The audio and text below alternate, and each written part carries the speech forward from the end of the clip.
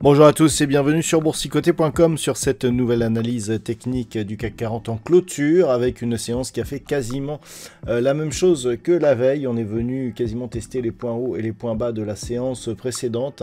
On voit ici donc un autre appui sur la zone des 7242 points. Pour une clôture assez similaire, puisqu'en clôture, le CAC 40 perd 0,07% à 7399,97. Donc on est ici sur une séance assez équivalente. On était parti en baisse et puis finalement on s'est stabilisé, donc toujours au-dessus de cette zone des 7242 points. Au niveau des indicateurs techniques, on reste ici sur une dynamique plutôt haussière au sens des histogrammes du MACD.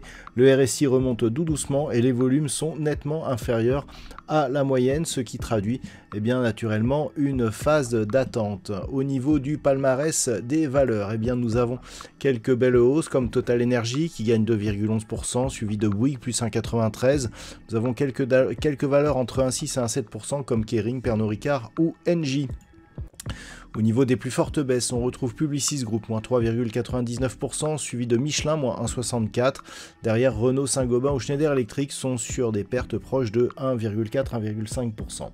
Alors, donc une séance qui nous donne quasiment rien. Donc, on avait ici une dynamique de rebond sur laquelle je vous disais il y a peu qu'on manquait de conviction.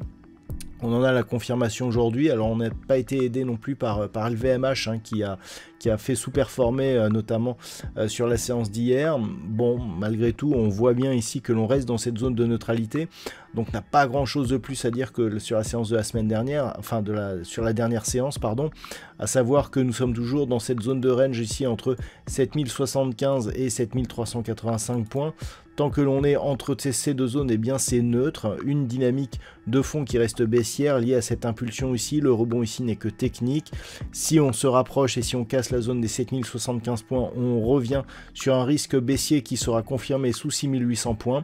Alors qu'une cassure ici des 7385 points nous donnerait une configuration un peu plus nette de dynamique haussière d'un point de vue très court terme. Tant que l'on est entre les deux, difficile de savoir dans quel sens cela va repartir. Toujours est-il que on voit que c'est le spectre d'une politique, d'une guerre commerciale, d'une politique donc menée par Donald Trump qui effraie actuellement les marchés. Certains s'attendaient à un rebond rapide, il semble s'éloigner. Donc les zones à surveiller, 7385 à la hausse, 7075 à la baisse. Je dirais que la zone de partage entre le risque haussier et le risque baissier reste cette zone des 7242 points, mais globalement difficile d'avoir des informations directionnelles dans ce contexte. Voilà donc ce que l'on peut dire d'un point de vue technique sur cette configuration, mais vu l'état actuel, tant que l'on est sous la moyenne mobile 20 exponentielle, il semblerait que l'on soit plus ici sur, des possibles prises de position pour jouer la suite du mouvement baissier qu'à un rebond technique, puisque la conviction n'y est vraiment pas. D'un point de vue statistique, nous sommes dans une configuration qui s'est neutralisée pour les prochains jours. Alors attention, la conviction est très faible. On a un nombre d'occurrences assez faible sur cette configuration, donc on reste plus sur la statistique liée à l'évolution d'hier.